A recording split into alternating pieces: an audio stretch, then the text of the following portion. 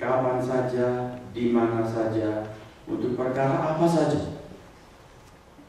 Sehingga kami boleh yakin setiap kali kami berdoa, tatkala kami menghadapi kenyataan-kenyataan kehidupan, apapun bentuknya, berapapun beratnya, bahwa Engkau sanggup, ya Tuhan, untuk mengatasi setiap hal tersebut.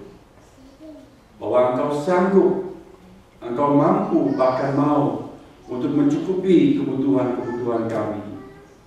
Lebih dari yang dapat kami pikir, lebih daripada yang dapat kami minta. Dengan yakin kami boleh datang selalu kepadamu, percaya bahwa Engkau peduli dan menyediakan pertolongan bagi kami. Bahkan tatkala kami tidak mampu mengucapkan, mengungkapkan, mengutarakan dengan kata-kata kami, karena keterbatasan pikiran kami, karena kesumpekan hati kami, namun Engkau mengerti. Terima kasih Tuhan. Saat ini kami bersyukur atas waktu teduh yang hendak kami gunakan untuk merenungkan firman Tuhan, baik di sini maupun di dalam kelas untuk adik-adik kami. Berfirmanlah kepada kami dan bekerja dalam hati kami. Teguhkanlah kemauan hati kami, supaya kami bukan cuma menjadi pendengar firman, melainkan juga pelaksananya. Dalam nama Tuhan Yesus kami sudah berdoa. Amin.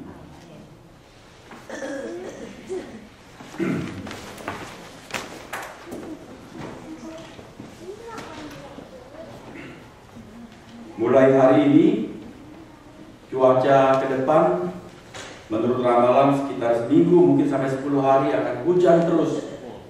Tetapi kita boleh mengucap syukur dan bergembira memuji Tuhan, karena meskipun hari ini cuaca tidak cerah, angin, hujan silih berganti, tetapi ternyata hari ini yang datang relatif lebih banyak daripada waktu cuaca cerah. Puji Tuhan saudara-saudara. Amin. Marilah bersama-sama kita membuka firman Tuhan. Hendak kita baca dua bagian, yaitu pertama dari dari kitab Tawarikh pasal yang ke-29, Tawarikh yang pertama. Ada dua kitab Tawarikh.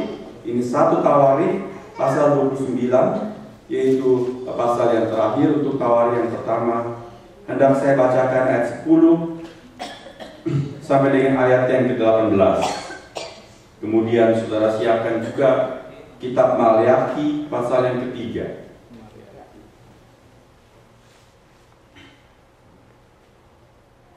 Kemungkinan kedua bagian tersebut sudah diberikan batas, sehingga tidak sulit untuk mencarinya. 1 Tawarikh 29, marilah ikuti pembacaan ayat 10 sampai dengan 18. Lalu Daud memuji Tuhan di depan mata segenap jemaah itu.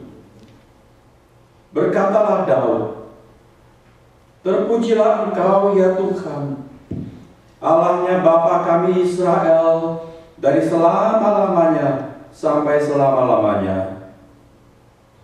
Ya Tuhan, punyamulah kebesaran dan kejayaan, kehormatan, kemasyuran, dan keagungan. Ya, segala-galanya yang ada di langit dan di bumi. Ya Tuhan, punyamulah kerajaan, dan Engkau yang tertinggi itu melebihi segala-galanya sebagai kepala. Sebab kekayaan dan kemuliaan berasal daripadamu, dan Engkaulah yang berkuasa atas segala-galanya.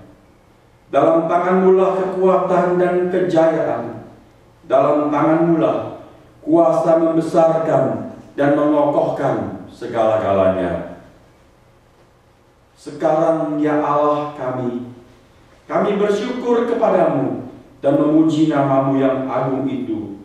Sebab siapakah aku ini dan siapakah bangsaku, sehingga kami mampu memberikan persembahan sukarela seperti ini? Sebab daripadamu-lah segala-galanya, dan dari tangan-Mu sendirilah persembahan yang kami berikan kepadamu. Sebab kami adalah orang asing di hadapan-Mu dan orang pendatang, sama seperti semua nenek moyang kami. Sebagai bayang-bayang hari-hari kami di atas bumi, dan tidak ada harapan.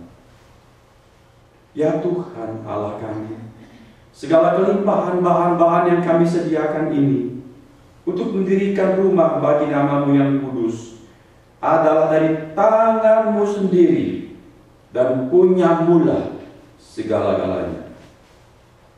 Aku tahu ya Allahku, bahwa Engkau adalah penguji hati dan berkenan kepada keikhlasan.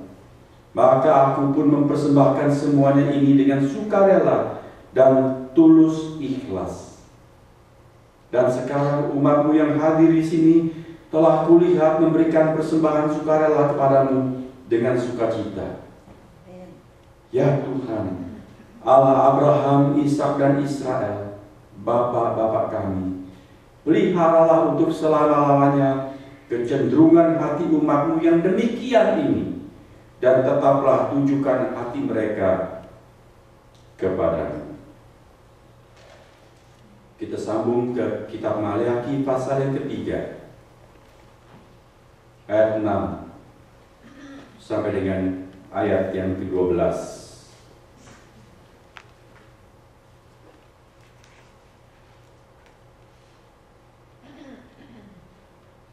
Bahwasanya aku Tuhan tidak berubah, dan kamu Bani Yakub tidak akan lenyap.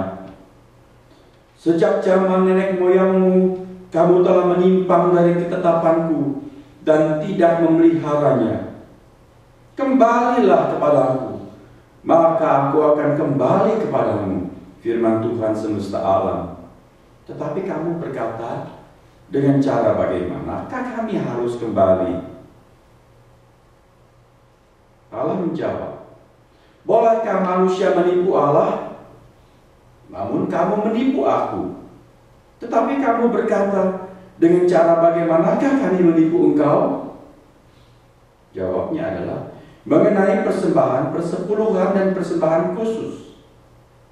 Kamu telah kena kutuk, tetapi kamu masih menipu aku, ya kamu seluruh bangsa. Bawalah seluruh persembahan persepuluhan itu ke dalam rumah perbendaharaan, supaya ada persediaan makanan di rumahku. Dan ujilah aku, firman Tuhan semesta alam, apakah aku tidak membukakan bagimu tingkap-tingkap langit dan mencurahkan berkat kepadamu sampai berkelimpahan. Aku akan menghardik bagimu belalang pelahap, supaya jangan dihabisinya hasil tanahmu, dan supaya jangan pohon anggur di padang tidak berbuah bagimu, firman Tuhan semesta alam.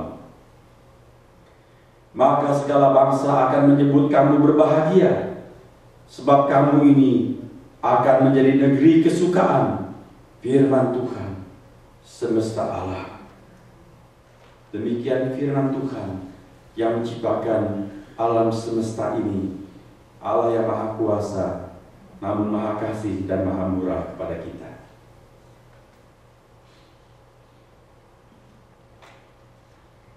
Mengapa kita memberi persembahan dan perpuluhan? Demikian pertanyaan yang kita angkat menjadi tema untuk renungan hari ini.